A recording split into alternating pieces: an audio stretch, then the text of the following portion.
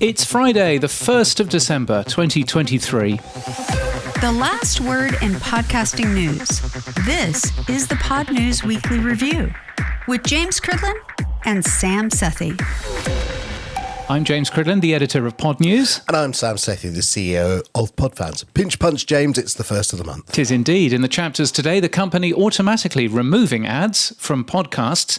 The UK podcasting ad market, just a fifth of the size it could be, and is Castro to close? Plus, I'm Anna Sian. I lead the marketing team that is focused on Spotify for podcasters. What I'm here to talk about today is we bring the Wrapped experience to millions of podcasters around the world. Hi, I'm Christiana Cromer, Descript's community manager, and I will be on later to talk about our new AI act. And later, we'll hear from Neil Mody from Headliner on YouTube, getting into podcasting, and also Eddie. This podcast is sponsored. Good news, Sam. Something I didn't tell you while we were getting ready. We have a sponsor for next year. Oh, okay. Would you like to know who it is? Yeah, take me out to my suspenders, please, yes. Here we go. This podcast is sponsored by Buzzsprout. Way. Last week, 3,013 people started a podcast with Buzzsprout. Podcast hosting made easy with powerful tools, free learning materials, and remarkable customer support. From your daily newsletter, the Pod News Weekly Review. Okay, let's kick this off then. Now we are fully sponsored again. A company that you wrote about called Audio. It's doing something by removing ads from people's podcasts. They've been putting out a product called Fader. Tell me more about this, James. Is this a good idea? Well, I'll tell you more about it first, and then we might talk about whether it's a good idea. It's quite an interesting idea anyway. The app is called Fader. What Fader does at the moment is it takes ads out of commercial radio, so you can listen to commercial radio stations, and it replaces the ads with songs that it thinks that you might like. And there's lots of questions about that service, but what they're planning to do from January 15 is to take away all of the ads from the top 200 shows in the US, presumably. It'll cost you $5.99 a month, and yes, and basically you don't hear any ads in any of the podcasts that you listen to. Sounds like a good idea, doesn't it? Well, it's not a bad idea in the sense that here's the dirty secret of podcasting. I've asked loads and loads of people, what do you do when you hear an ad in your podcast? Oh, I skip it, I fast forward. So people are doing this anyway because podcasters say it's a download, I've got an ad, therefore pay me. And advertisers going, yep, we'll pay you then. And the reality is people are fast forwarding through those ads anyway. Well, the reality is that people fast forward through some ads, but not through every single ad. I would doubt that very many people fast forwarded, for example, through our sponsor credit for Buzzsprout just then. And my suspicion is that the amount of ads which are skipped through is actually pretty low. So I suppose there is that sort of side of it. I think the interesting thing about Audio is that it is all legal. They can actually do this under the law, which is quite a fascinating thing. The way that the app works is basically they download your show, your show's audio. It works out where the ads are in using AI. And then when the ads are coming up, it automatically presses the skip button in the player and skips past the ads so that you essentially don't get to hear any ads at all. So that essentially means that it's just a normal podcast app. It just happens to have a smart skip button. And so therefore it is arguing that they don't need to make an agreement with any podcasters. They're not changing the audio, so they say. And so therefore they don't need any agreement at all, and it's all hunky-dory. So I'm just reading the definition of copyright, which says, copyright protects your work and stops others from using it without your permission. So they are using your work without your permission to monetize it, and they're not giving you any value back. And although they're not changing the audio, every podcast by default, because it's a creator product has a copyright. So how are they getting past it by the law when the copyright states clearly it has to have your permission? Well, because at the end of the day, that's what RSS is. You are publishing an RSS feed, he says. I'm playing devil's advocate. You're publishing an RSS feed, which you are essentially saying that anyone can download this podcast and can play it. And there's no copyright on whether anybody uses the skip button. So from that point of view, there's no actual differences there.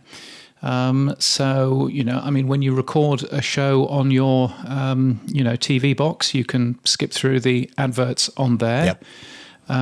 So there's probably not much difference, I guess. Well, that's exactly it. I mean, I've got a Skybox here at home and we record shows, and guess what? As soon as the ads come, we flick through them and get back to the programme. I guess that is their definition then, that they're not illegally doing anything other than it feels a little bit skanky, taking other people's content.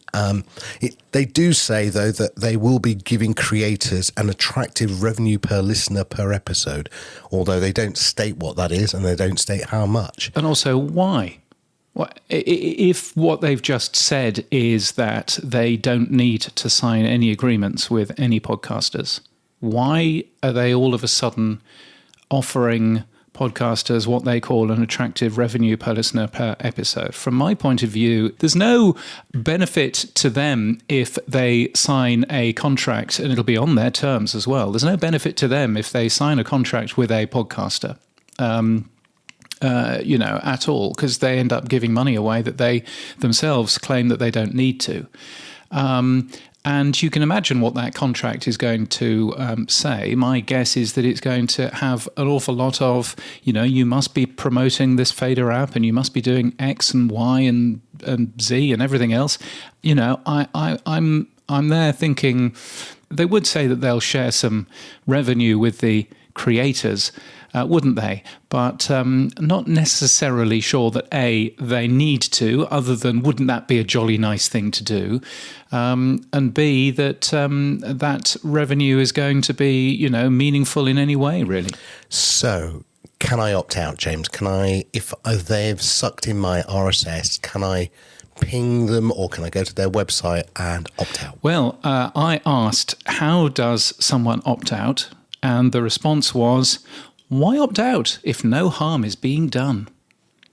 That's about as far as it goes. Now, for the record, so that's a no then. Well, that's a no that's entirely up to you to make that. For the record, they have contacted other publishers who have taken my story and quoted from it. And they have said that this is a very inaccurate quote. And they have said that Pod News asked this question in an email conversation with an employee of ours and cut a sentence from a separate email as if it was our answer. It is not. They have told other people. And I have a copy of the email that I sent to their chief marketing officer, who's a man called Theo. And I said, how can podcast creators opt out of being in your app? Is there an email address or a web form? His response to that email was, why opt out if no harm is being done? What is the downside for creators here?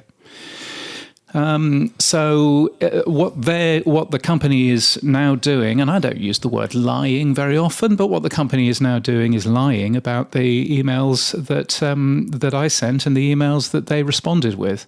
And by the way, not just an employee, but the very person who is telling Pod News' competitors that we've got something wrong. It's a very strange old company. I mean, if they're lying to other journalists about that, what else are they lying about? One would ask. But anyway, yes. I mean, to me, it looks like they've hit upon a legal loophole.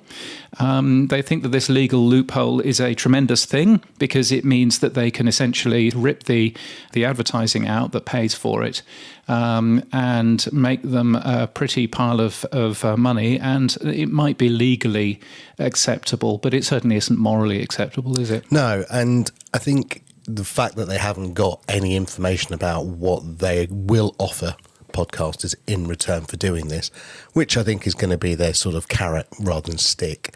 Now, you are a radio futurologist as well. How do they get away with this with the radio? I believe it's exactly the same thing. It's, it's the TiVo, skipping ads thing. It's the video. If you remember back in the 1980s or 70s, there was a big thing in the US where the movie companies were taking, and the TV companies were taking manufacturers of video recorders to court for copyright theft, because you could skip through the ads.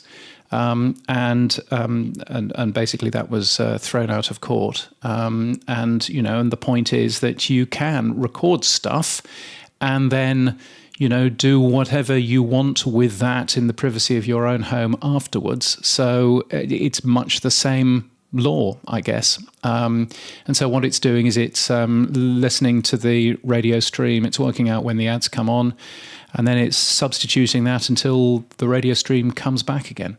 Again, it's this legal loophole that somebody has found and thought, brilliant, we can make a company out of that without considering the moral part of it. When's this due to come in? I think they said somewhere in January, didn't they, James? Yeah, January the 15th is when it's supposed to start. Now, the amount of feedback that I've got, I would be very surprised if any podcaster is going to be comfortable with that sort of thing. Anyway, the company is most indignant, as you may have guessed, and has been claiming that it's been working together for a long time with the podcast industry and respects podcast creators. It's a funny way of showing it, if you ask me, but still. So it'll be interesting to see what happens. But January the 15th is apparently when it starts going live. They are giving it away for the first couple of months as part of the $5.99 tier, but they will be charging additional money just to get rid of ads in podcasts in the future. That additional money will be, so the company spokesperson says, a price of a latte or similar. So probably the price of a Starbucks latte, I would guess, but even so. So I'm guessing somewhere in the region of another $5, $6, $7 a month for them to automatically skip the ads in the shows that you listen to. Well, there we go. So that's audio. Now let's move on, James, to something much nicer. Now, it's that time of the year, pre-Christmas, when you have that review of everything you've been doing on your streaming services. So Apple released the most popular podcast of 2023 on the Apple Podcast platform. Crime Junkies was number one, and for the second year running, that is. And you'll find the charts for your country in the browser tab, so you can go and have a look at what's different across different countries. I think you've published the top shows for 14 different countries as well, James, haven't you? Yes, because you will only see your own country in the Apple Podcasts app, and so therefore it would be interesting to do some analysis on all of those shows, not just on the shows in your own country. So so I've got 14 different countries on the Pod News website, which you can have a look through. And I'm looking through those shows, true crime, culture, both the most popular categories. Congratulations to Spotify's Megaphone, which hosts the most popular shows with 15 shows in that 140. Simplecast and Acast both host 13. And the Huberman Lab was the only show to have made it to 3 country lists. If you like history, you can also go back and see exactly the same data from 2022. Interestingly, a set of different countries. Interesting to see, which countries are listed and which shows are top of each of those individual things. They're worked out, by the way, in the same way that the Apple Podcast charts are worked out. So it's a mix of followers and a mix of playback. So it's quite an interesting mix there.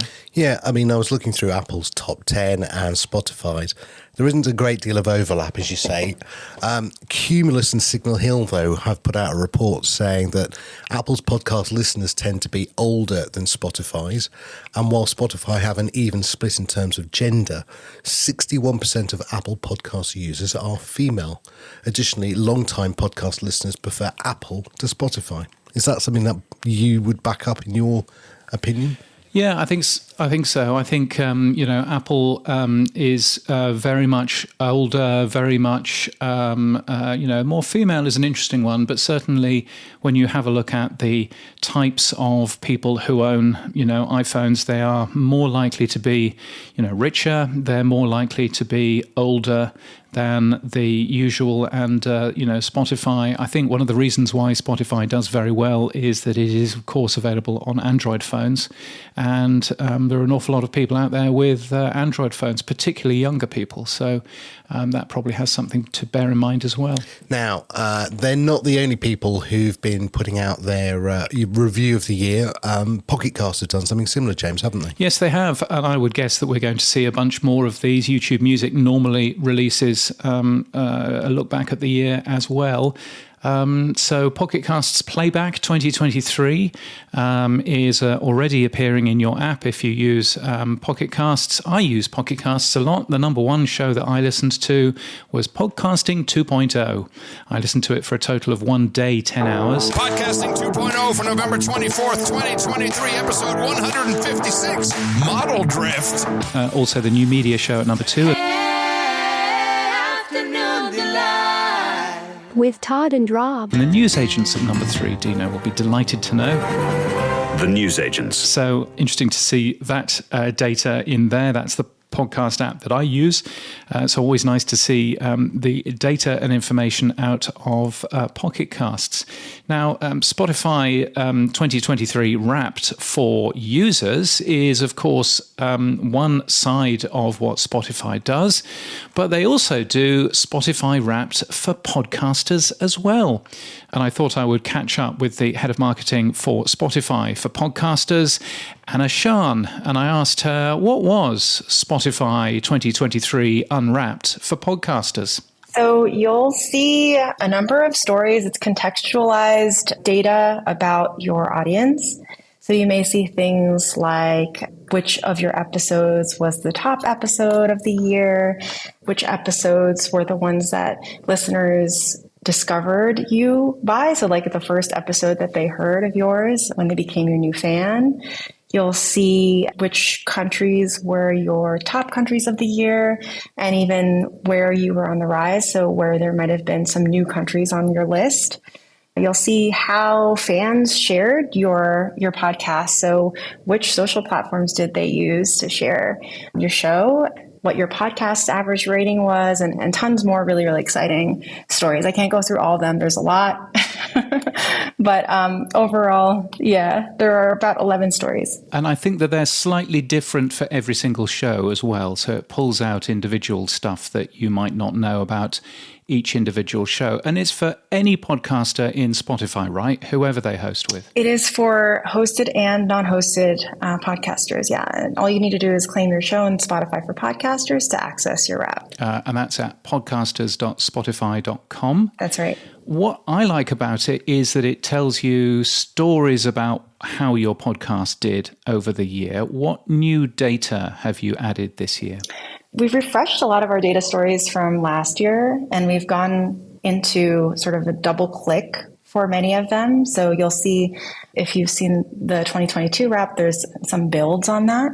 But new this year, you'll also see some really interesting stats about your audience, like what their favorite podcast genres are or their favorite music. So it's a really interesting way to sort of connect the dots between your podcast fans' listener behavior for other types of genres and other formats. Yeah, and their most talked about episode as well. Is that most talked about in terms of Q&A on the Spotify for Podcasters platform? Yes, exactly. So you'll see some interesting stats if you're using our interactivity features.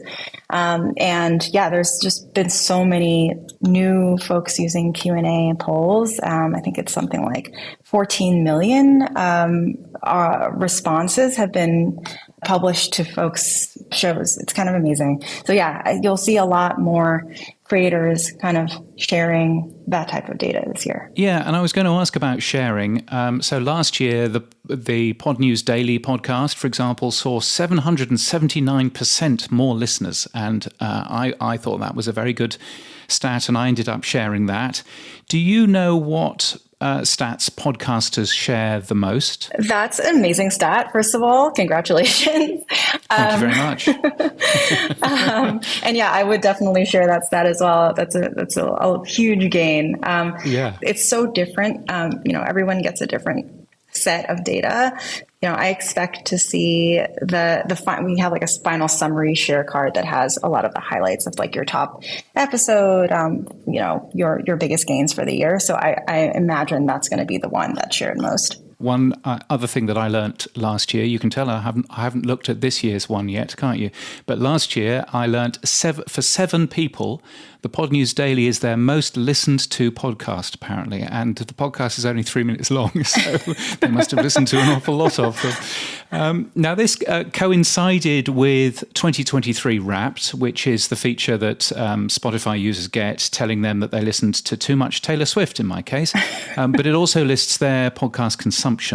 And I know that drives a lot of traffic to Spotify. So is there something that podcasters should be doing to benefit from that sort of traffic that Spotify is currently getting? This is a huge moment for Spotify listeners and creators, right? Like we've even seen a lot of other companies try to do their own version of Wrapped. So it is a global cultural moment, so to speak. And so this is the time when we are trying to get podcasters to really take a look at their show page and make sure everything looks the way that they would like it to look when it starts to get more attention.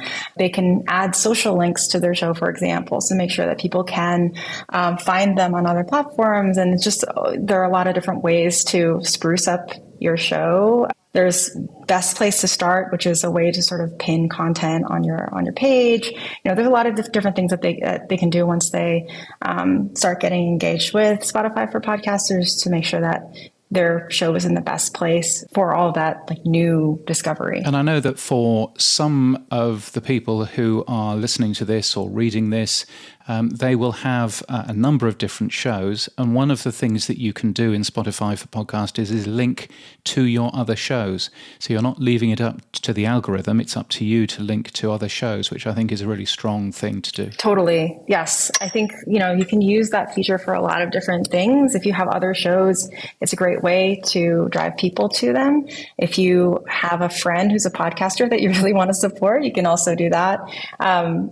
It's just another avenue for getting more consumption towards another show. How long has it been running? So Wrapped has been around for 9 years, the consumer Wrapped, but this is the 5th year of podcaster Wrapped. So I'm really amazed that it's kind of gotten here after where we were in 2019. There are like 10 times as many people listening to podcasts in Spotify, and overall podcast consumption has grown by something like more than 1,400%.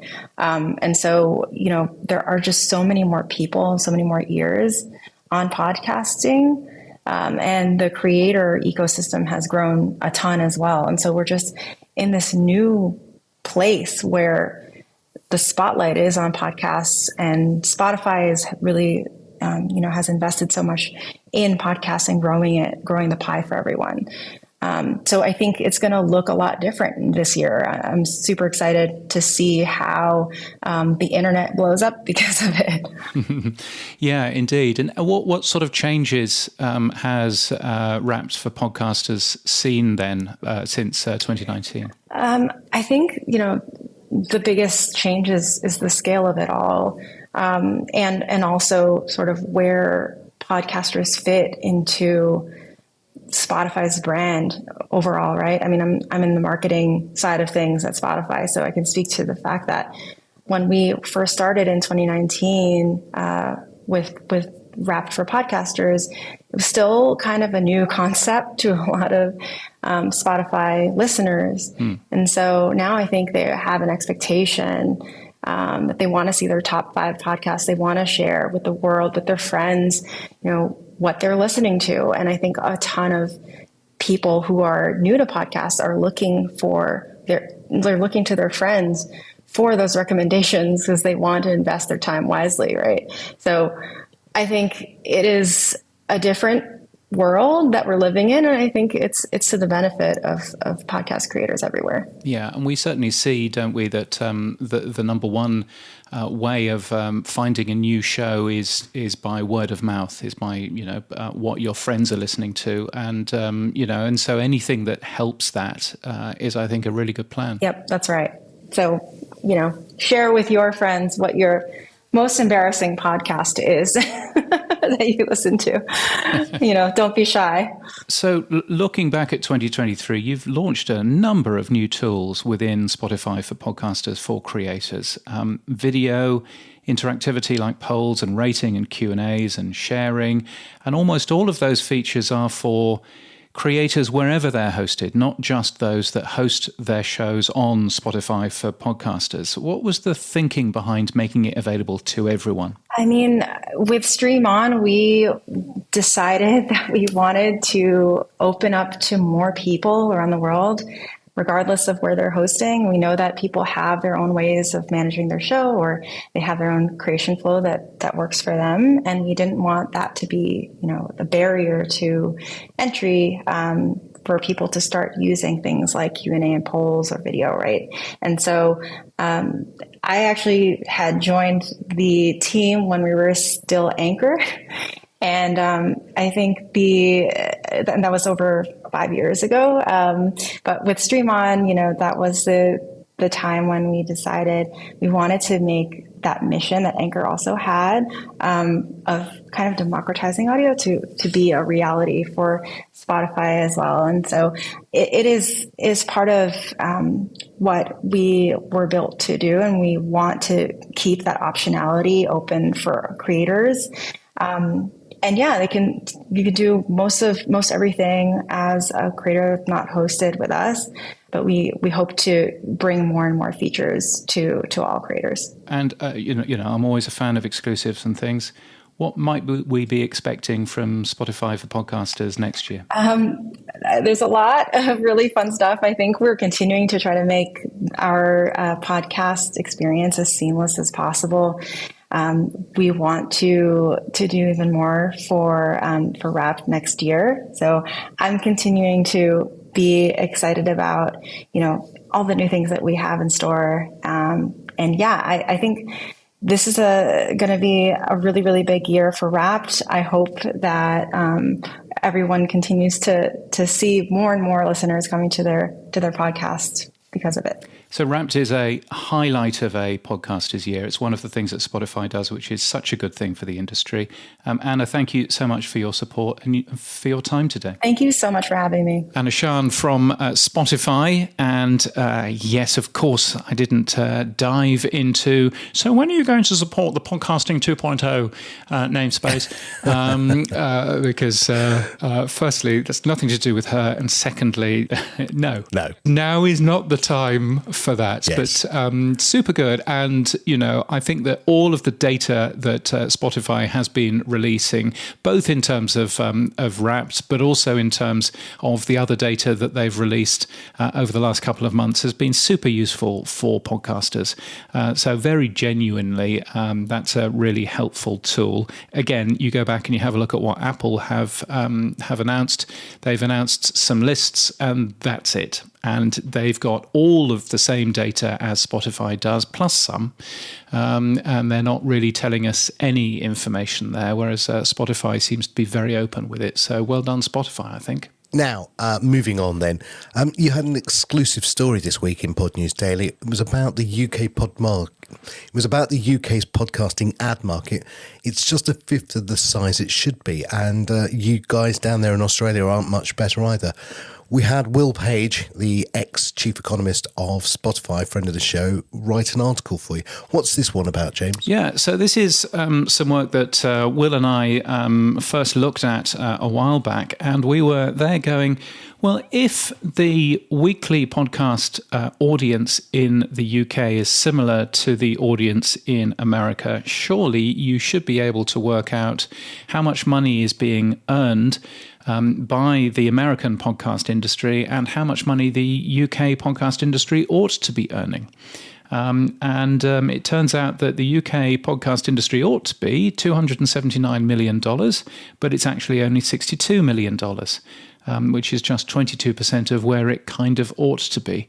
So why does the UK and Australia and Canada and New Zealand, why do all of these countries perform so much worse than the US? It was an interesting question which Will Page jumped on and wrote a ton of good reasons why, compared it with ad-supported music revenues, which is also far, far smaller in places like the UK and Australia than it is in the US, and various other things. It's all to do, of course, with the fact that Will Page has just released the 100th edition of Bubble Trouble, which is their podcast that exposes financial misbehavior with Richard Kramer and Will, produced by Magnificent Noise. It was great to see him really get deep and dirty with some of the numbers from around the world and some of the reasons why. Put it another way, the UK podcasting ad market is just over a fifth, 22% of the size it should be. Australia is 37%, Canada 32%, and New Zealand just 7%. So yeah, we've got a long way to go. Can we close the gap, James? We can close the gap. Yeah, absolutely. Of course, one of the problems with the UK as a market is that the BBC is so large in the UK.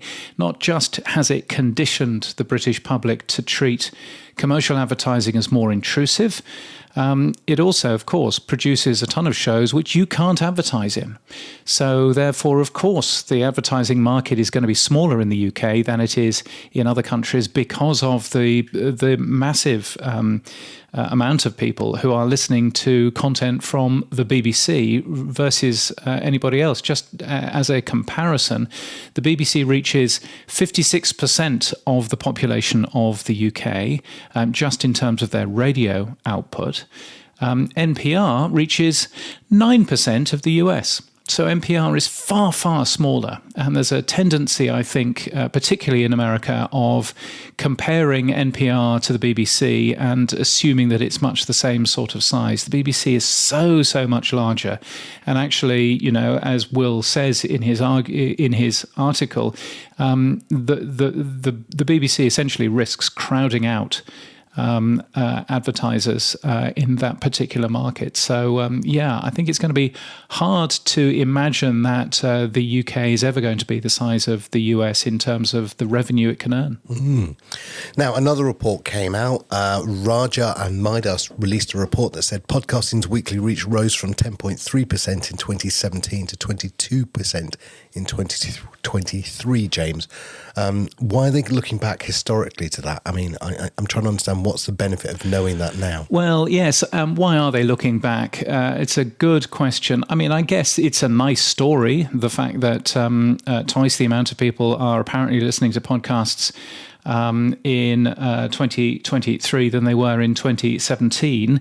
But it does look at all forms of internet-delivered audio. So that's things like on-demand music. That's things like, your catch-up radio that you do in the UK as well.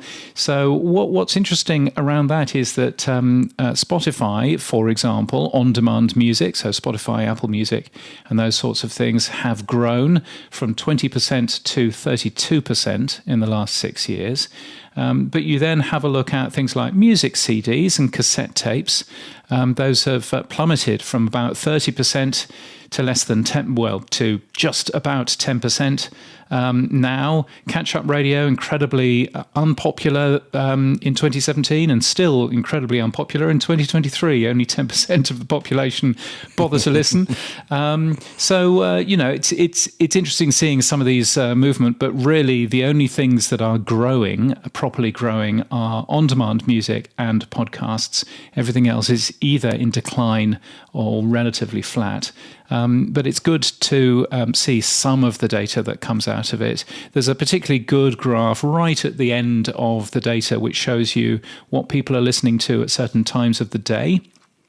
And you can see there's a big peak between 5 and 6 in the evening, for podcasting, a big peak. And you look at that and you think there is probably a real opportunity for UK podcasters to produce an afternoon daily podcast. There are plenty of morning daily podcasts, but, an afternoon daily podcast, I suppose the news agents is one of those, isn't it, I guess? But the news agents, yeah, you've got Pod Save the UK, you've got The Rest is Politics, and then there's a load of football ones as well now, daily ones. Yeah, because some of those aren't necessarily daily, and I'm wondering where the equivalent of the Today Explained type shows. But interesting seeing that data, particularly, and also seeing, data like how people listen. Most of your listening to podcasts is done on a mobile phone, 76%. Where people are listening, 61% listen in a house, 13% listen in a car. 12% listen on a train or on a bus, and what people are doing while they're listening to shows. So 94%, by the way, listen to podcasts alone. So it's a very intimate, personal thing. And most people are either working or studying. How you can listen to a podcast while you work or study, I really don't know. No, I suppose I don't working, know either. Yeah. Depending on what you're doing. But driving, relaxing, household chores, eating, drinking, cooking. Which is my top, the cooking bit anyway, 8%. So so there's a bunch of quite nice information in these charts. The charts aren't very pretty, but they're very good if you'll persevere with the way that they're laid out.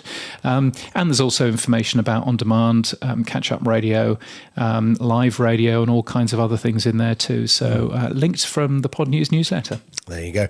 Didn't have walking the dog in there. I was waiting for that because that's my way of listening. But anyway. Yes. Well, maybe that's yes. Maybe that's exercise, which is 12%. Maybe that's household chores, which is 10%. Maybe that's other, which is 8%. Who knows? 2%, by the way, of people are still using a portable MP3 player. Wow. Bless them. Granddad for Christmas. I know what to get him now. Yeah, exactly. Anyway, let's move on. A little bit of a sadder story. Castro, the app, looks like it's going to close down, James. Why? It does. Well, we don't quite know why, to be honest. But according to, frankly, a surprise post from someone called Mohit Memoria, who used to, so far as I can work out, used to be the general manager of Castro earlier on this year, still works for Tiny Capital, which is an investment company that bought that app a while back. And and he has basically popped in and posted on Twitter, it's going to be closed in the next 2 months. Right now, though, the app isn't working anyway. There's a database server issue on the app, which means that it's actually not working for anybody. There's no way to export your library either. And the company has posted a tweet saying that a fix might take some time. which is a thing. Well, I suppose never is a long time. No, well, yeah, exactly. I mean, why would they spend all of this time fixing it if only to close it down in a couple of months? But I mean, it's a strange story, this, because Castro, I met the co-founders, Padraig O'Sinead and Oisin Prenderville. I met both of those in Vancouver. We had a nice coffee and a nice chat about where podcasting was going in about 2018 or so. Padraig left in 2019. Oisin appears to have left in October last year, but didn't really say anything about the fact that he was leaving. And it just seems to me as if this is one of those companies which has been bought from the developers by a venture capitalist. All of a sudden, the developers have lost interest because they're working for the man now. They're not, running their own business anymore. They lose interest relatively quickly. And it seems that the owner of this podcast app has also pretty well lost interest. It's been removed from Tiny Capital, the company that owns it. It's been removed from their website in January of this year. They were talking about a new version of Castro, but that doesn't appear to have happened at all. And the co-founder of the VC company itself, which I just think is brilliant, is a guy called Andrew Wilkinson, who I've actually spoken to in the past. He took podcasts off his phone in 2021 because they made him anxious. Bless him. So I don't really, it's such a sad story because it was a great app. It did a couple of things very interestingly, including a sort of inbox that it gave you. So you could actually triage which episodes you wanted to listen to, which you don't. If you're a fan of the Richard Herring Leicester Square podcast, as I am, you will know that you will go through that list and go, oh, well, I'm interested in that person, but I'm not interested in that person. And that's exactly how these things work. So it was a really nice user interface, and just really sad that it's the typical story of venture capitalists. They buy something that works quite nicely, they suck all of the life out of it, they're not particularly interested in it anyway, and then it just sort of sits quietly and sobs in a corner of a darkened room somewhere. Well, two things. First of all, one, I when I first saw this, I thought Castos. No. And then I had to realise it was Castro. No, just to be clear. The second one is I'm obviously fundraising right now, and one of the things, I was with a VC yesterday whose conversation with me lasted about 5 minutes when he said, yes, would like a certain amount of equity in your company, which was ridiculous. And then the second one was, we like to move the founder out the way and bring in a new CEO. And I went, oh, nice to meet you. Bye. That was about it, really. Well, I mean, you could have taken the money and run. Nah, not yet. Not yet. Ladies and gentlemen, you heard it here first. You've got to have a good deal. I mean, you don't want to be, take all the equity out in the round and then be pushed out the way. I mean, yeah, eventually, the idea is to take money and then to have a partner and then grow it, and then maybe one day, if we're lucky, exit. It's the way you want to do it. But this person was not the person who I'm going to partner with. That's for certain. No, gosh. Oh well, there you go. There you go. Now, moving on, you caught up with Neil Mody from Headliner. What was that all about? Yes, indeed. So I caught up with Neil Mody from Headliner last week. I was curious as to what his thoughts were on YouTube jumping into podcasting, and whether or not that was going to be the end of his company, frankly, or whether or not actually it was a really good thing. And it turns out it's a really good thing for him, so that's nice. But the first thing that I wanted to find out was how Eddie is going on. If you remember, Eddie is their audio editor, much like the Descript platform. It allows you to edit as if it's a Word document, and doing all of that. And I was curious as to how Eddie was going. So it just came out of beta right before Podcast Movement this past summer. So it's only been a few months. It was in beta for a while, and just trying to understand whether our users and just what we could do with it, and whether we can bring something new beyond just the usual text-based editing of your audio. And I think with all this like generative AI stuff, I think we've started making strides there to really help podcasters save some time, which is the promise of a lot of the AI stuff, for sure. So what makes Eddie different to, I mean, there are quite a few of these services out there now, aren't there? So what's the difference that Eddie brings? So I think our latest update actually has something I believe no one else has right now, which is the generative episode art. So we as a company have kind of always realized that visuals play an important part of your decision-making process for a new podcast. So hence, what you see from Headliner out all on social and on YouTube, we've always thought episode art could really help, but it's a pretty laborious task for a lot of people just to find the imagery. I know you do a good job of it, but most people don't spend the time.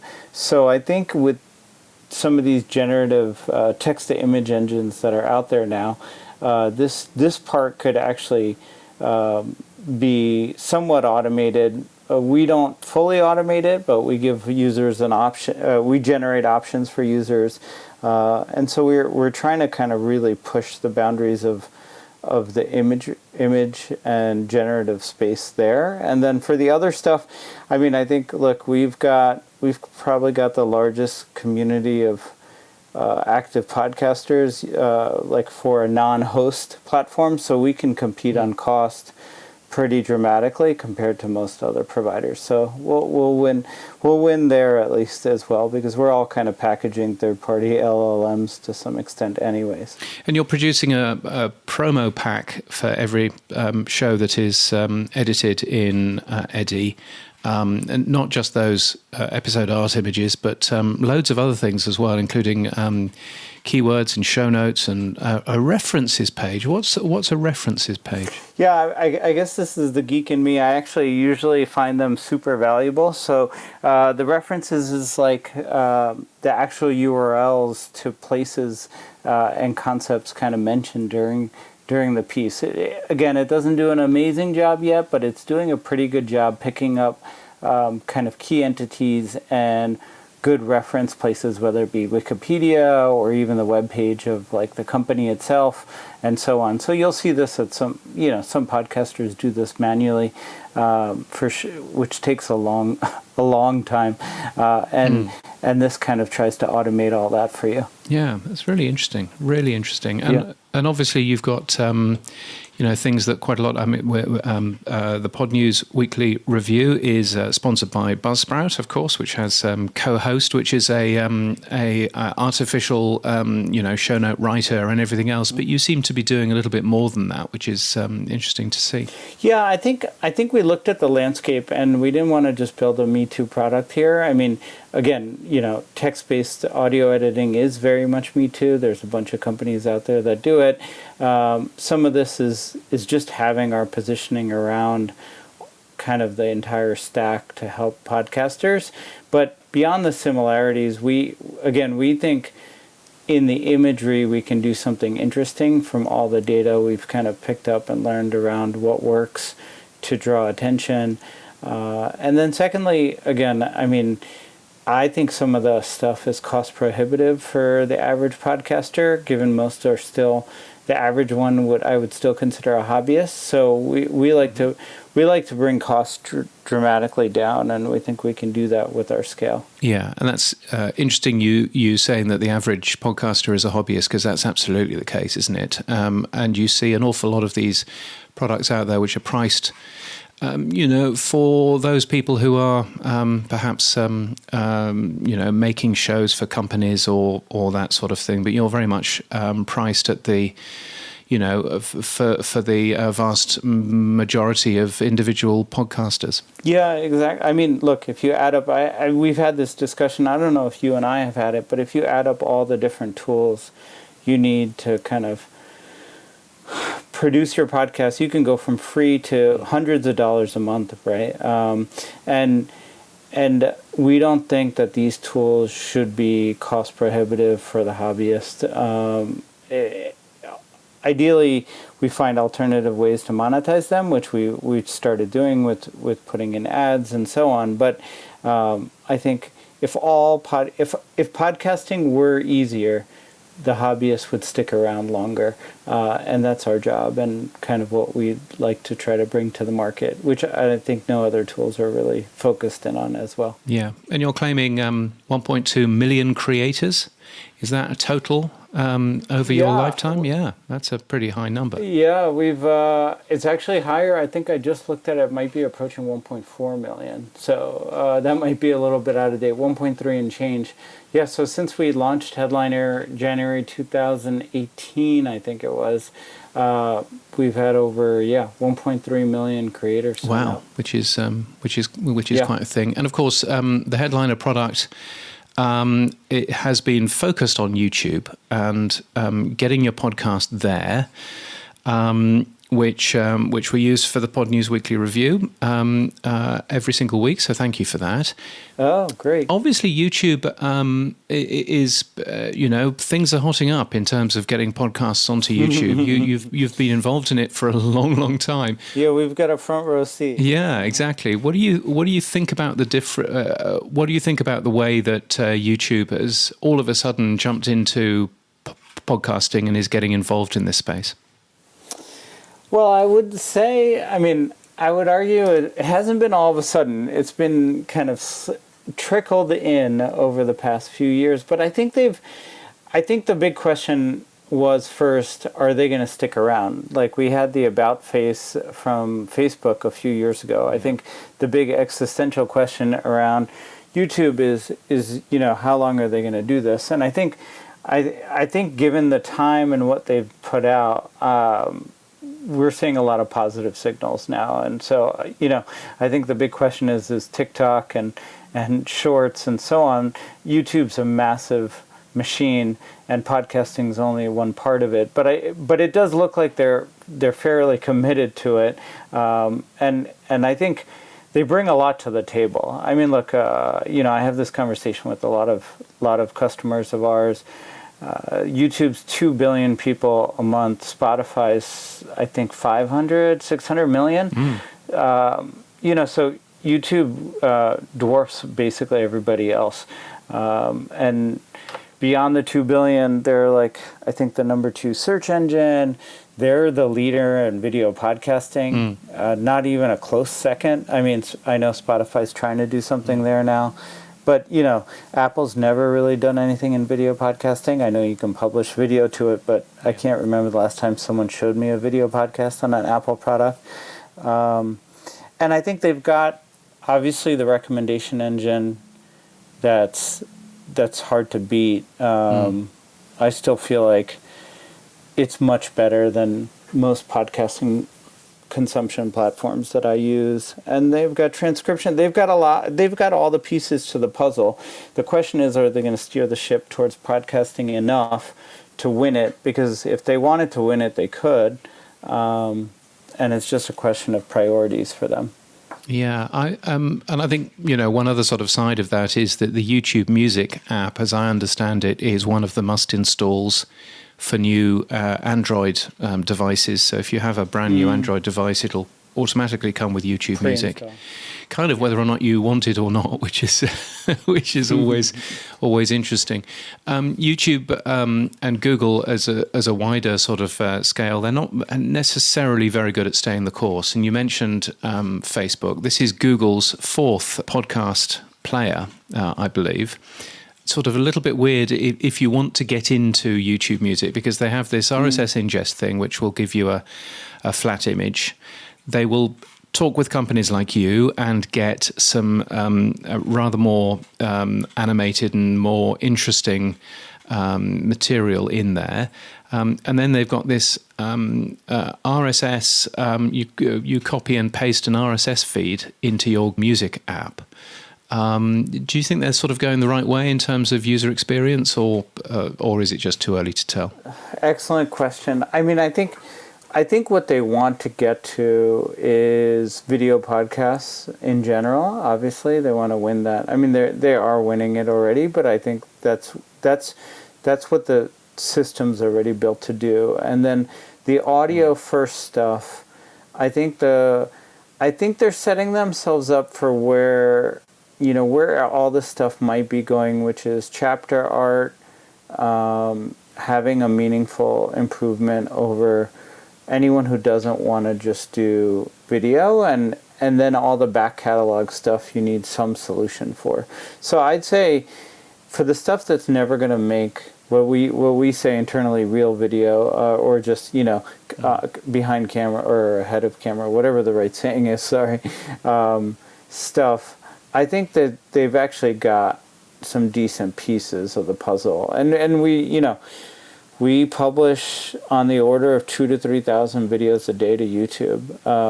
We publish about 10,000 plus a day, and 20-30% of them are YouTube. I wonder whether if YouTube was to win, whether that would be good news for the overall podcast industry. It's a good question. I mean, if you take the parallel video, there's a few secondary video players, Vimeo, and there's a handful of secondary kind of markets, and some new ones trying to get started, Rumble or whatever it's called. PeerTube and all of those sorts of things. Yeah. But I think overall for the video space, while a lot of people gripe about it, I think the creator market, would competition make it better for them? I think it would make it better in some ways and worse in others, like we have in the fragmentation in the podcast market. So I think it's pick your poison a little bit, and I think on the consumer side, people are very comfortable on YouTube. On the creator side, obviously, people aren't happy with Spotify, people aren't happy with YouTube, they're not happy with anyone kind of controlling a large portion of the market. But that comes with some advantages as well. And I think given kind of RSS and where we are right now, I don't know if it's a winner take all anyways. It'll just be who can carve out 50% of the market or something at this point, 50, 60%. I think Apple, Spotify are sitting around 20, 30, 40%, give or take, depending on what metric you want to take, and then everybody else is taking the rest. So I guess, will they cut into taking about a fifth or to a third of the market as well? And I think that's a pretty good chance just from international exposure. I went to India, I think last Christmas break over the holidays last year, and I was amazed how much of consumption, and everyone was very YouTube and WhatsApp focused compared to here in the States, and it's just a staple of consumption over there. I caught a taxi not so long ago, and the driver was listening to a podcast, and I thought, oh, well, this is interesting. What podcast is this? And then it turns out that the podcast was the audio from a YouTube video that he had on his phone. And he was just having listened to that, which you can well see. I think particularly since Apple don't seem to be interested in getting involved with Android, you can well see that this is a real opportunity for Google here. And at least on a protectionary basis, right? I mean, I think given the bets around music, podcasting as being kind of this kind of the sister of music at this point, given what Spotify has done, I think it's just part of the overall ecosystem. And then even Apple with Apple Podcasts and Apple Music, I think you're just going to see anyone who's in music need to have podcasting as well, and clearly YouTube's not going to abandon music, I believe, with the Vivo stuff and so on. So I think podcasting's here to stay, and part of the calculus of them making small bets, and I think maybe a larger one at some point. I mean, I think that's the big question. Obviously, this RSS ingestion tool was one of the bets, but how far they go with that and what that means for companies like us and so on, I think is the question. But ultimately, look, if you're a podcaster right now, getting your stuff up to YouTube is still a bit of a hassle, even though we as a company have tried to make that really easy. I think as soon as that becomes much easier, the kind of ubiquitous nature of YouTube and YouTube links and sharing give it a distinct advantage over podcast apps for the kind of novice to medium user who doesn't really care as much to use a dedicated podcast app. That's my take on it, if that makes sense. There's some research out there which says that people find shows on YouTube even if they then go and listen to them on their favorite podcast app. And I think that there's something to be said for that as well. You know the stat, right? 70% of the videos consumed on YouTube are through the recommendation algorithm. Wow. Yeah, it wouldn't surprise me. Mind-boggling. Wouldn't surprise me. 70%, right? So I mean, if podcasts could just get a slice of that, again, they would be the biggest podcast consumption platform out there. That's quite a thing. And I'm glad that you mentioned that, because I was going to finally just ask you a little bit about algorithms and YouTube's algorithm. I was listening to Andrew Scott's podcast a while back, and he was talking very much about YouTube's algorithm not being very good for podcasts, and basically saying people will skip off. If you skip off a show 20 seconds in, then that's a bad signal for YouTube, and YouTube will, downmark you. And similarly, we're told by other people that fake video or, just a relatively static video is supposed to be bad for the algorithm. Is that true, or is that just random guesses? Because I think it's all random guesses, isn't it, at the moment? I think we're all randomly guessing, but I think that there's some merit to, if you haven't classified your stuff. I think, my take is, if you haven't followed the steps of classifying the stuff into podcasts, like YouTube has tried to specify. I do think that there's something to be said about that. I don't know for sure. I think this is all a lot of guesswork.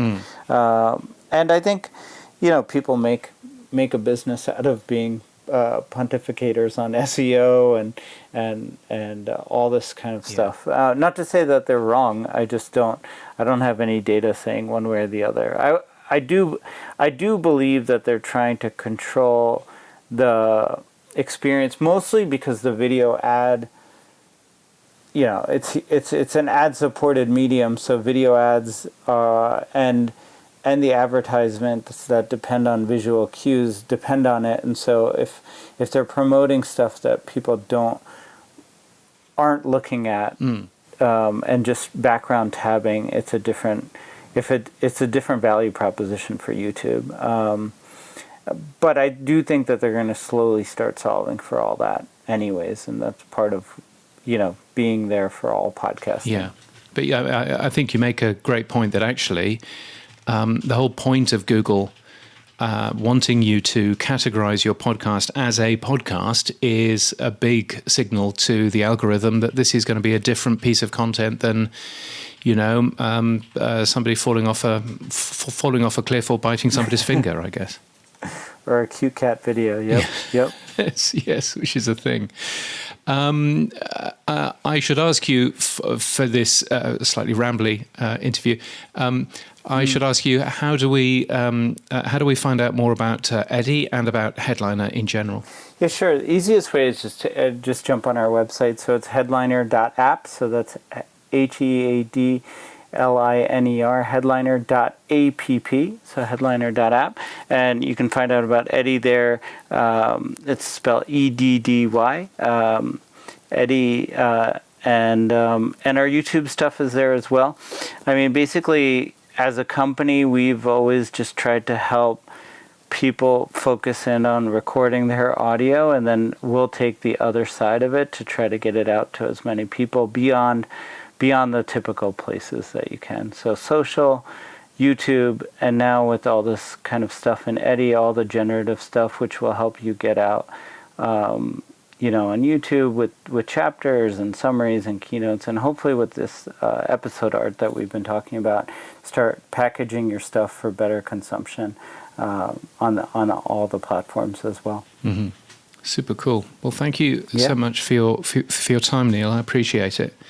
Oh, I appreciate it. Thank you so much, James. And great to hear you're still using us. I know you're a tinkerer, so I had assumed you were using your own solution to post to YouTube, but it's great that you're using us for it, and I hope it's doing a good job for you. Neil Mody from Headliner, and again, thank him for allowing us to use his tool for this very podcast on the YouTube platform. Well, talking of Descript, as you were at the beginning of that interview, last couple of weeks you've been writing about them. Back in October, you were talking about Descript have added a set of AI actions, including chapter generation tools, summary generators, and social post writers. And then again in November, recently, you talked more about what they've been doing. And we said last week, wouldn't it be great to have somebody on from Descript to tell us more about it? So I caught up with Christiana Cromer, who is the community manager there at Descript, and she told us more about what AI tools they're using. Descript's been in the AI game for a really long time. We first launched Overdub, which was our voice cloning feature, way back in 2018. And ever since then, we've added AI stuff here and there, sort of in our bones. But, GPT landed on the planet about a year ago with OpenAI, and we kind of sat out for a second to focus on quality and stability stuff. And then finally, just about 6 weeks ago, we said, all right, we're going to belly up to this AI buffet, so to speak, and jump in head first. So that's what we've been doing. We started off by rebuilding Overdub, and now we have AI voices. So we rebuilt the whole engine. It's much faster now to get an AI voice, and it sounds a lot more like you. It's a lot more realistic, which is awesome. And then we've been launching for the last few weeks things we're calling AI actions, which are basically quick AI workflow features built right into Descript that just help with the grind that can be creating podcasts and videos. So that's what we've been up to. We've been dropping something just about every week for the last couple of months. It's been busy, but it's been really fun. So let's name a few of them. There's the summarizer, the podcast show notes, YouTube description, there's a chapter generator, a script generator. Let's pick a few of those off. Let's start off with the summarizer. What's the summarizer? Yeah, so Summarizer is an AI action where you just ask AI to give you a summary of your content, and it just gives you this is what you just said in that hour-long podcast. This is what happened. And what I like to do with that is if I've recorded a long video message or a podcast, grabbing that summary and throwing it into an email or slacking it to my colleagues and telling them this is the TLDR. That's super helpful. I think you mentioned Social Post Writer next. That will scan your podcast or your video and give you some options for captions you can include for social media. And what's really great about that is you can reply back and give it feedback and say, can you change the tone a little bit? Could you make it shorter? Which, as the person who writes Descript's tweets, I've really been appreciating as well. So yeah, those are two. And I know your audience is podcasters. We also launched an AI action for podcast show notes. So I don't know if you've ever had this experience, Sam, but you spend all that time making a podcast and then you have to write the show notes. It can be the last thing you want to do. So much so. Yeah. It's like, no more. I'm done. Yes. Right. You know, I edited it and I still have to do this next step. So we wanted to help with that grind. And so now we have one click. You ask AI for your podcast show notes and you get them. And we also have that for YouTube descriptions as well. So again, these are designed to just help with the grind, the more tedious parts of creating things like podcasts and videos so that creators can focus on the more fun stuff like making and creative decision making and things like that. With the Social Post Writer, what are the integrations? X, I assume. It's TikTok included in there? What's included? Yeah, so right now it doesn't connect out to any specific social platforms. We've been connected to YouTube for a while in a publishing integration sense. But right now the way you do it is you click copy and you would just paste it into X or Facebook or wherever. But yeah, a feature request we've heard is connecting straight, so I can just send that out to Instagram or whatever it is, and I would be really excited about that. But yeah, right now it's just copy and paste. Cool. Christiana, let's talk about a couple of the other actions. One is the script generator. Tell me more about it. Yes, absolutely. So now in Descript, you can just ask AI through an AI action, write me a script about, and you just tell them what you want it to be, what your podcast is about, or what you want a video script for, and it will generate that for you. We also have Script Rewriter. So what I like to do is start recording in Descript and give it a good ramble and then script and just sort of talk off my head. And then our AI action Script Rewriter will clean that up for you. That is super helpful. And then will give me something that I can actually re-record and make it sound a little bit more coherent, which is great.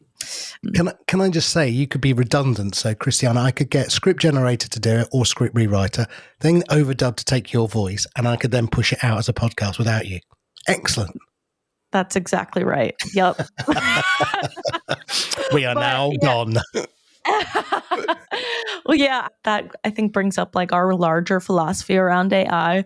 And it's always so funny. Like when we first got a look at these tools because as you said, OpenAI invested in us, so we got to check out GPT, and our team at Descript is all podcasters and all video creators, and everybody was like, hello, like what's happening here?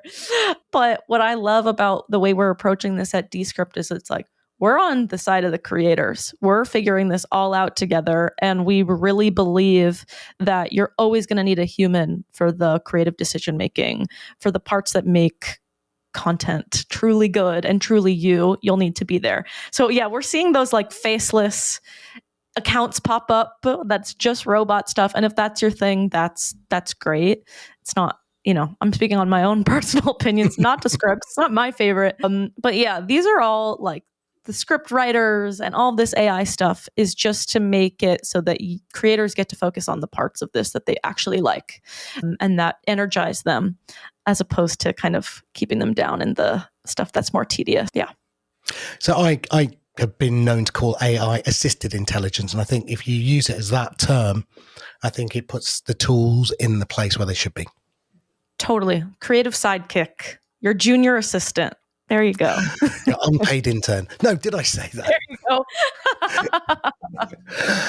Now, we all know, and those, again, to remind people, Descript was invested into by OpenAI. I think it was $50 million. And so is this using all of the OpenAI ChatGPT technology underlying it now? It is. Yes. We're using OpenAI's tech here. It's a mix of GPT 3.5 and 4. And what's super fun is you can always ask the AI what it's using, and it'll tell you. So, yeah. So I bet there was a lot of people in Descript going, Sam Altman, stay. We've just upgraded. Stay. Don't go to Microsoft. Stay with OpenAI. I'm not going to ask you to comment on that. I'm just observing that. Now, moving on, you recently also bought Squadcast, and there's been, first level integration. Is there any sign of deeper integration? So do any of these AI tools work integrated with Squadcast yet? I mean, I know it's early days for this integration, but just, again, is there some synergy beginning to appear? Totally. So these are all built into Descript at the moment. And with Squadcast, we're still working through the different phases. Right now, Squadcast and Descript are still separate. And next year, we're hoping to make them all under one umbrella. So right now, these are focused in the Descript app, but I'm sure in the future there will be crossover for sure, but for now they're Descript based. What I like about Descript now is it's becoming the end-to-end podcasting platform. So you've got, here you've got script generator and you've got script rewriter. So what I call the 5 Ps. So, pre-production. So that's giving you that initial start. Then you've got the production process, which is Squadcast. And you've got post-production, which is Descript, the auditing and editing. And now you've got what I call promotion. So now you've got your podcast show notes, you've got YouTube descriptions, you've got, all of that starting. So it's really end-to-end. One of the things that Descript did quite well, probably 2 years ago even, was their integration with hosts. So, for example, Pod News, we use Buzzsprout, and there was one-click publishing to Buzzsprout and one-click publishing to many other hosts. Has that now, with all of the show notes and the chapters, does that still transfer over into your podcast with one-click publishing? Yeah, great question. So for now, even with things like the script generator and those things, it would eventually, the assets that would eventually end up in something like Buzzsprout or a different hosting platform, it's still just that copy and paste. So I can definitely imagine a time in which it kind of auto-magically gets brought over to your hosting platform. But right now, you just get that output in Descript, copy and paste it, and then throw that into your podcasting platform. But yeah, all of those integrations totally still work. You can still get your stuff right in there, but you would just need to copy and paste that over. Cool. Now, if people have got ideas of what they want to add to the product, where would they go? Because I do know you're very good at taking feedback. Yes, we love feedback. We have a Discord community with close to 20,000 creators in it, which is pretty awesome. And we have a channel in that Discord dedicated to generative AI. It's generative AI wish list. So folks can go in there and give us feedback on all of these things that we've launched. And also feature requests. And we've gotten some really amazing ones. I love seeing what people come up with. So yeah, definitely. That's just discord.gg/Descript. Anyone can join. And we're all in there having fun. And you've got a lot of video tutorials as well, I think, haven't you? Yep. Video tutorials. We do a live event at least once a week. We also have office hours that are hosted in Discord every week. So yep. We love hanging out with our users, and yeah, those are always really fun. So if someone wants to go and try Descript, where would they go? Yeah, Descript.com. Well, I think your first prompt is to sign up. You can give it a try for free.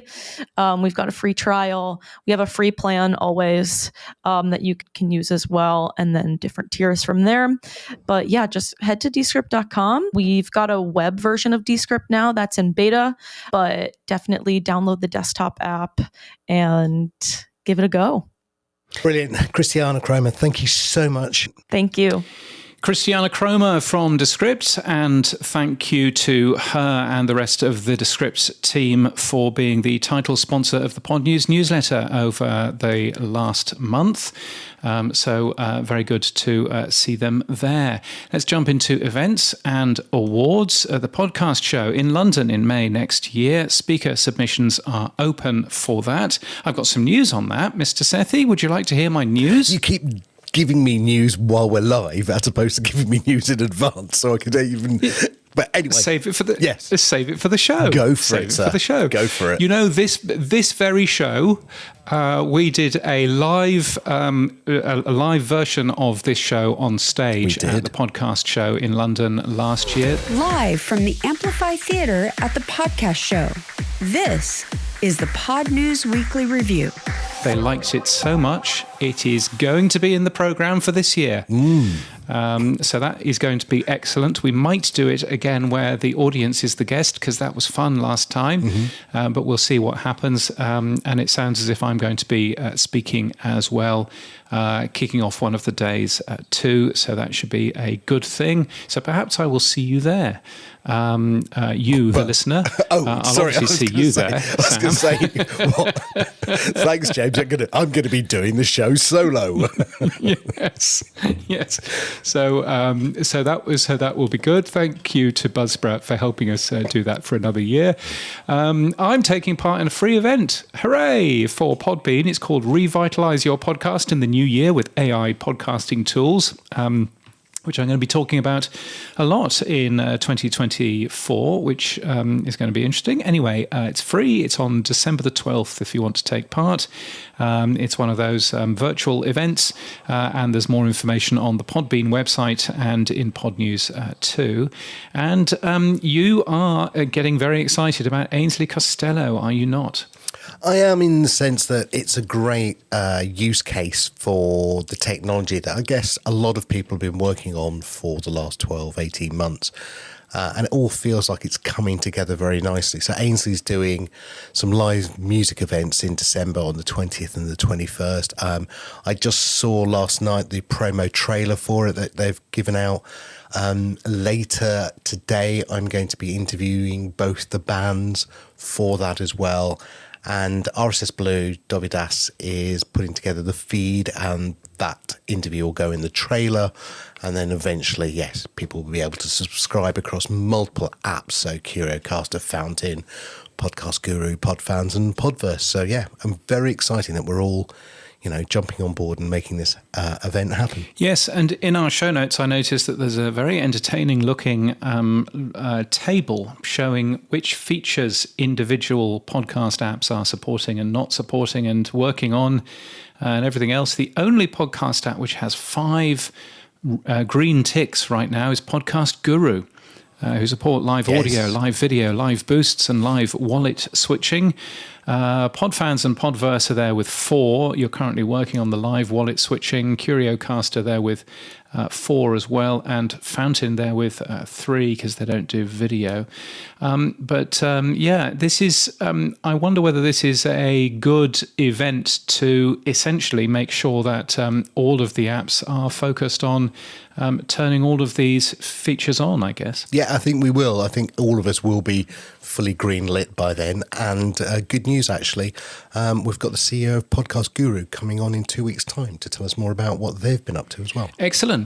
Well, there we are. So I look forward to that. And there are more events, both paid for and free at Pod News, virtual events or events in a place with people. And if you're organising something, tell the world about it. It's free to be listed at podnews.net/events. The tech stuff on the Pod News Weekly Review.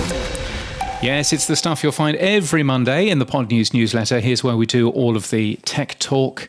Where are we starting first, Sam? Well, we're starting first with the fact that Google Podcast is closing down, but they've enabled OPML exports from it. So that's good. So you can get your stuff out a bit of information there, but Acast says it's coming soon, and then you reported that AntennaPod, PocketCast, Podverse and Fountain are among those that support OPML imports. If you want to import your content into one of those platforms, that's good news. In fact, AntennaPod has published a guide to how to migrate from Google Podcasts, which you can find on Pod News Daily as well, James. Yes, I haven't yet tested all of these apps with the peculiar version of OPML that Google Podcasts produces.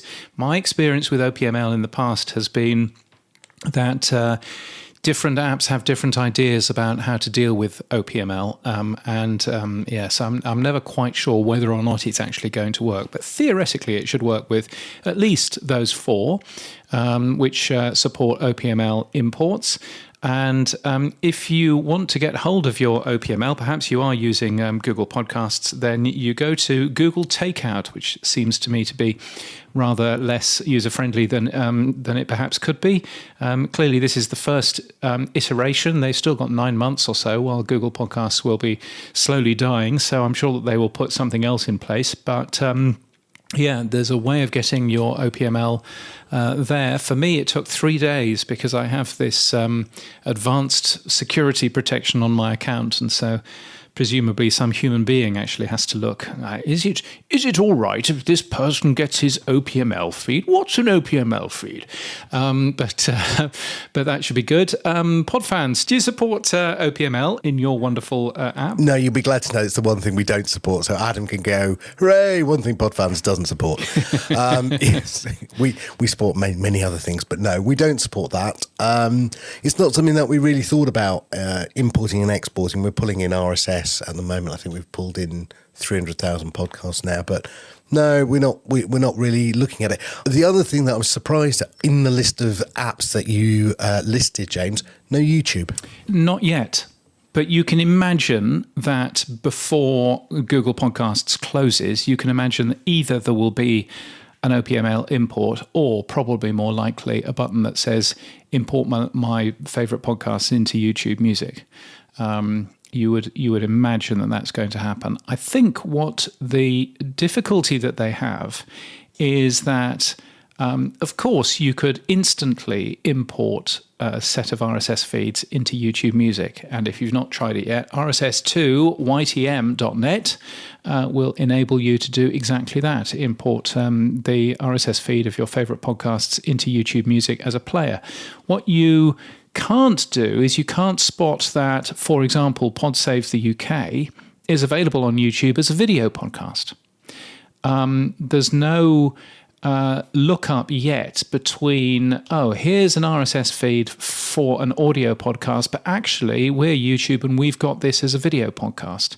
That lookup doesn't seem to exist yet. I can't use the YouTube search API because it's hideously expensive. So I can't possibly use that. But wouldn't that be interesting if you were basically saying, I would like to listen to PodSave the UK in YouTube Music, and it goes, actually, you want the video version, and it's over here. That would be quite a nice thing. So, but they're not clearly not actually doing that bit yet. But as I say, they've got another 9 months or so. They did say that probably Q3 of next year is when Google Podcasts will finally shuffle off. So I think they've got time to get all of the pieces in place. I have to say, YouTube Music as a podcast app isn't too bad. It does a good job at variable speed, which is nice. I understand, and this is a bit of an exclusive because I've not actually said anything in the newsletter yet, but I understand that they are building a silent skip into their playback, and they may be building a volume boost in there as well.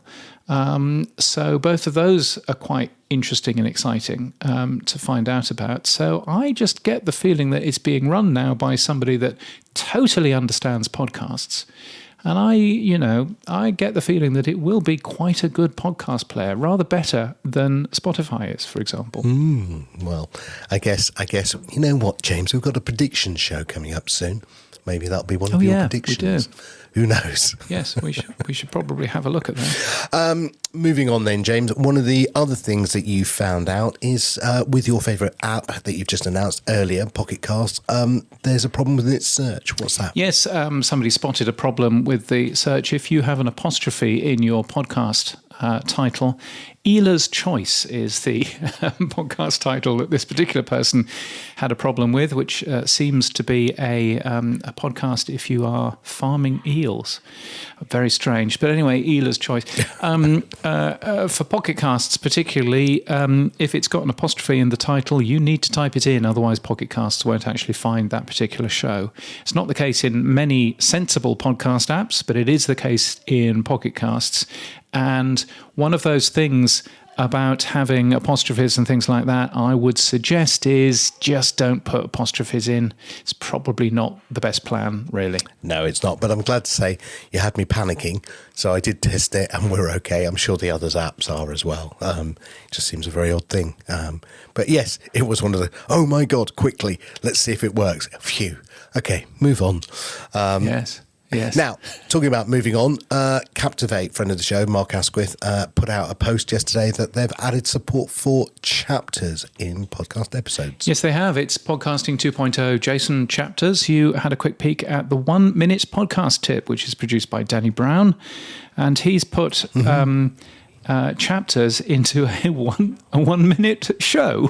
I know. Why would you do that? I don't know. James, no pressure. You've got a 3 minute show. You're slacking, James. That's all it is. Get some chapters in the daily. Also, he's got six chapters in, and 1 minute podcast tip seems to last 3.5 minutes. Where's he going there? Well, there you go. All is revealed now, Danny. It's no longer a 1 minute thing. It's a 3 minute thing. He's competing with you, James. Yeah, who knows what's going on there. Blueberry has launched Premium Podcasting, which is a paid-for subscription service for your listeners. Very clever. What they've done is they have integrated Apple Podcasts paid subscriptions, so they're uploading automatically to that system, as well as giving you a secure RSS feed for paid listeners on Blueberry as well. So one place to advertise. You can get your Apple Podcast listeners paying through Apple and everybody else paying through Blueberry. That's a really good implementation of a paid-for subscription service. That's a really neat idea. So congratulations to him for that. Transistor has also just announced that they are supporting Apple Podcasts paid subscriptions. Captivate will be announcing it early next week. I'm probably not breaking any particular rules there because it's already been announced that a number of these companies are all coming on over the next couple of weeks or so. So I'm sure that we will see more announcements. But I think Blueberry's idea of integrating it with their own paid-for subscription service is a really neat way of doing it. So yeah, I thought that was nice. Wonder what Todd was up to last couple of weeks. Now we know. I've been working. I've been building my own .com. Don't eat me, Todd Cochran. So that's how it. That's, oh dear. Talking about paid-for subscriptions, the BBC has launched their BBC Podcasts Premium, which is their paid Apple subscription service. They've launched it across the world. It started in the US and Canada in 2021, Australia earlier on this year, but now it's available everywhere apart from Russia and the UK. Because, of course, you already pay for it all, so you get a nicer experience within BBC Sounds, so you're not going to pay twice. But, so nice to see that. And that was already one of the top 10 most successful paid-for Apple subscription channels in the US, I noticed. Now, Red Circle, their host-read ad platform, Wrap, has grown 100% year-on-year, according to their Q3 results. That's pretty handy, isn't it? It is, yeah. They seem to be doing very nicely. They've announced new tools and things like that. So Red Circle seems to be going on pretty well as a podcast host that really understands how to monetize. Podpage has launched a podcast name generator, which is pretty good. It comes up with some really nice names. So it's worthwhile giving that a go, podpage.com. Come on. No, you can't move on that quickly. We had them on last week, and you wrote, we quite like some of the ones it gave us. What were they? And in the podcast version, I said we quite like some of the versions it gave us. In fact, I'm not going to tell you what they are, just in case. Yes. So yeah, no, it's a good tool. One enhancement that I did give Brendan as an idea was once it had come up with the name, with a list of names, it comes up with 10. Go and take a look on Apple Podcasts to find out how many podcasts already exist with those names. Which would be a fun thing to do. And he said, "That's a brilliant idea. I'll do that next week." So it'll get even better. Right. So yeah. So you're not going to tell us is basically what you're saying. No. Right. No. Okay. No. Moving on then. A little throwaway quip from Adam in last week's podcasting boardroom meeting. He mentioned that Podverse sends 10x the amount of value than the next 4 leading value for value apps. And then he proceeded to put the table showing that onto Mastodon for the period of October the 27th to November the 27th, which was quite interesting. One of the things I did notice, though, is that, firstly, Adam is currently... when he's listening, he is streaming us $3 Australian worth of sats. No, $3 US worth of sats every minute. So after he's listened for over an hour, we've had quite substantial amounts of money from Adam, which is an amazing thing, incredibly generous. And it does remind me that one of the things that's easy to do if you're running a value for value show is to just look at the boostergrams and go, oh, that's a lovely boost. Thank you so much for the 10,000 sats. But what you actually should be doing as well is taking a look at the amount of streams that you're getting as well. Because crikey, Adam's streaming sats per minute are massive. So thank you so much for Adam for that. And there's a new app, isn't there, coming in terms of Lightning and all of that kind of thing? Well, it's not quite an app. It's the Strike app, which is a payment wallet that has added a pay to Lightning addresses, and they put out the announcement yesterday. This is great news. So they're saying that basically you have the ability to send money to other Lightning addresses, and that was nice. So Chad Farrow sent some money over to the Podcast Index using his Stripe account just to test it. It's rolling out globally. It's not in Europe yet. Everyone's moaning in the comments, when is it going to be here in Italy, Germany, UK? So still not available in Europe. But what is nice, and I think this could be very interesting, is you can have your fiat currency and your Lightning or Bitcoin payments in the same wallet. And you can then transfer between the two.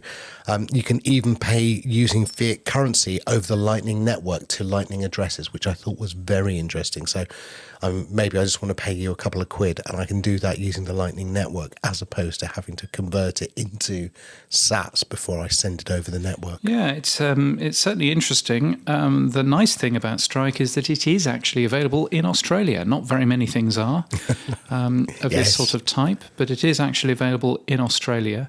And it seems to have both a cash balance and a Bitcoin balance in there, and you can set it for Sats if you want, or set it for Bitcoin if you want, et cetera, et cetera. So there's some quite nice things in here, and it seems to conform with all of the rules in terms of identity, of, you can sign up for free, you can use it for a little bit, but it does require you to then take photographs of yourself and photographs of your driving license and all that kind of stuff, so that you've actually, so that you can use it fully. But it does look like quite a nice thing. Do you think it's going to significantly change the world of Bitcoin and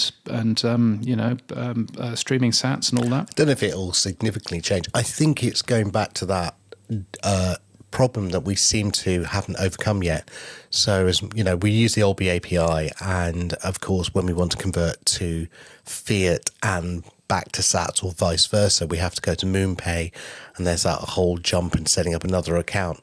Well, this one is an all-in-one account, and it has an API. So, again, I think there could be some benefits to that integrated solution rather than having two solutions, which is what we currently have now between Olby and MoonPay. So do you think that Strike might allow you to, if you wanted to, just, put $10 in and then connect to, using Lightning, and it would automatically convert that and send it out? Yeah, that's the bit that really got me excited, was this ability to pay fiat currency over the Lightning address, over the Lightning network to Lightning addresses. So you could, have somebody say, look, I don't want to play with Bitcoin and sats and all of that stuff. I'm just going to put some fiat currency into my account, but I will pay you whatever the Lightning address requirement is. And that means it can do a micro payment out of a fiat currency, which I think, if that's true, and we will test it, then that's very, very interesting. Yeah, well, it's that should be nice. Anyway, if you want to give it a go, my username on Strike is James Cridland, as simple as that.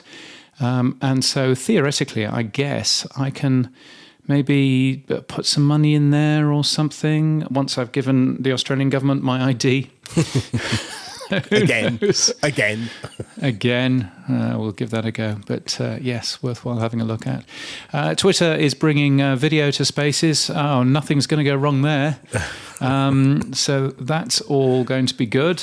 Excellent. I get to see random people's genitals. So just what we all need. You need a good filter, James. That's all I'll say. Yes, there's a thing. Daniel J. Lewis, friend of the show, has posted a new feature on Podgagement, which is his new network, and he's calling it networking. What's this thing that he's done? So he's updated his previous product, which was a reviews product. It's now called, as you said, Podgagement. It's coming out this week. It's basically looking at pod roles, being able to see who's using your pod role in what who's using your pod role, and then what other pod roles have your app in it as well. So a way of looking at various different ways of seeing who's recommending you and whether you're being put in one list or another. So again, I haven't played enough with it. I have asked Daniel, and he said he will be on the show. So I don't know, it could be next week or the week after to tell us more. But I thought it was also interesting because Dave Jones put out I don't know if you picked up on this, James, in the last week's Podcasting 2.0 show, he's put out a recommendations JSON file, which is basically a list of all the pod roles that are out there that you can ingest through JSON if you want. But it's leading to leading to a chart, I think, eventually of from the podcast index of, whether your podcast has been included in someone else's pod role, and then how many times you've been included in other pod roles, for example. So I don't know if that's the same thing as what Daniel's doing. But yeah, in the next couple of weeks, I guess we'll get some clarity. Well, very nice. And it's just launched. Podgagement.com is the website address. Your final thing is that you have been sent a piece of spam through your Alby wallet, which you're very upset about, aren't you? Well, I'm upset on a couple of things. One, when I look at Saturn or I look at the Alby dashboard, one of my feature requests has been we now need filters. So a year ago, the amount of traffic going through that was very light in terms of the amount of sats being paid, so it was easy to look through stuff. So when we want to find boostergrams, or we want to go and find who's made what payment, or even, as you said earlier, James, Adam's been streaming this show at $3, and so you might want to go and see, actually, in total, how much did Adam stream for this show? Is there a way of doing that in the dashboard? No. Is there a way of filtering out spam? Because I'm now starting to get from a company called Satogram 1 sat payments to my dashboard as spam. I mean, I won't read out the ones that they did send, which had a lot of swear words in, which I did get. Somebody quite rightly has renamed it Sato Spam. And I think, again, albeit I need a filter that says anything that's got 1 sat, just let me hide it. But I haven't got any of those tools. So, yes, I'm a little bit peeved that people are now starting to spam my dashboard. Excellent. Well, I'm perfectly happy to get spam because that means money. So feel free to send me spam. James@crid.land is my Albi address. Can I forward this forward to you? and that's all good. But yes, I do see that. I think more UX improvements in terms of the helipad and Albi's Saturn and various other things will be clearly a good thing in the future, yes. Boostergram Corner on the Pod News Weekly Review. Now it's our favourite time of the week. It's Boostergram Corner. We've only got one boost this week by the looks of things. Well, no, James, we might have hundreds, right? We don't know. I am not going through 75 pages of spam to find a boostergram. Because guess what? The dashboard doesn't allow me to filter. Here we go.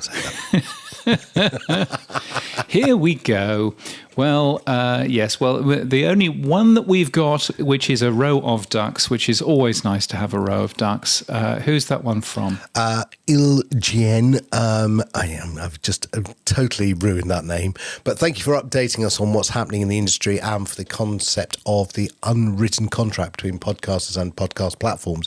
It does honour all the hard work and love that goes into making a good podcast. Yes, maybe you should forward that to Audio, James, and maybe they should have a look at it. Maybe. Also, LN Retrover FN sent a boost of 120 sats to the Pod News Daily with just a thumbs up, which is good. And if you scroll all the way down, then you see the ones that we read out last week from Gene Bean. Gene Bean, of course, friend of the show and very into his Home Assistant, will be delighted to know that I bought a Home Assistant server last week, and I spent a little bit of today setting it up. So look what you've got me into. Your wife's going to love you. Why is the lights gone out, James? I don't know yet. Well, the question is whether or not they notice. So what's happened for you this week, Sam? So Adam and Dave talked about the PSP and buying that top-level domain. Do you remember, James, we talked about it about a year ago? Oh, yes, dot podcast. Yes. That's a good idea. It's a great idea. And I do think, actually, the PSP group with the incumbents who are making that up could actually buy it. I think it was about $100,000 to buy the TLD, the top-level TLD. But it would give a greater amount of control over verification and all sorts of other things in the domain control that would have. So yeah, I was just asking, I wonder where they got that idea from. I do remember we did that one. The other one is I went to the launch this week of Podcast Discovery, which is a brand new podcast marketing agency founded by friends of the show, Matt Deegan and Matt Hill. Very well done. They did a lovely a launch event. They had the guys from My Dad Wrote a Porno came out with their new, they previewed their new podcast that they're going to be bringing out. And so that was quite nice. And yeah, there was some lovely faces of people that we know there. So yes, a very wonderful evening. Thanks, Matt and Matt. Yes. Thank you for the invite, Matt and Matt. I'm sure you were on the list somewhere. I mean, I am the other side of the world. I think it's probably absolutely fair that they didn't bother inviting me. Given where they put the event on, it felt like the other side of the world that I had to get to it. It took hours. It was in the middle of the city, but it was on the edge of the city. Oh, yes, EC3. Yeah. EC3. Nobody wants to go to EC3. No. And nobody bothers on a Friday, I notice. The city is completely empty. Yes. So who knows what's going on there. Now, James, what happened for you this week? Well, yes, apart from buying... So I bought a mosquito killer from a Facebook ad because I thought, that looks like the sort of thing I could do with. So I bought that. But yes, it's just been a week of staying at home. It's either been pelting it down with rain or incredibly hot. So it's a good Brisbane summer, and it's not even summer yet. So who knows how much of this country is going to burn. But still, there we are, and and still playing around with a few interesting ideas and things. It was great to reuse some of my code finally for the Apple Podcasts top lists of the year. So wonderful to be able to just grab the code that I wrote last year, change a couple of things in it, and then bang, that's that article done for this year. So I was very, very pleased with that. So more of companies announcing the same sort of thing that they did last year, please. It's always a good plan. And that's it for this week. You can give feedback to James and me by sending us a Boostergram. If your podcast app doesn't support Boost, what are you waiting for?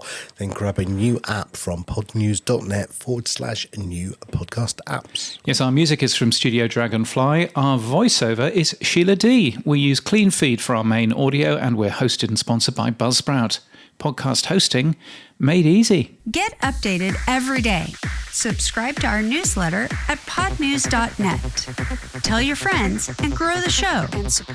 And support us. The Pod News Weekly Review will return next week. Keep listening.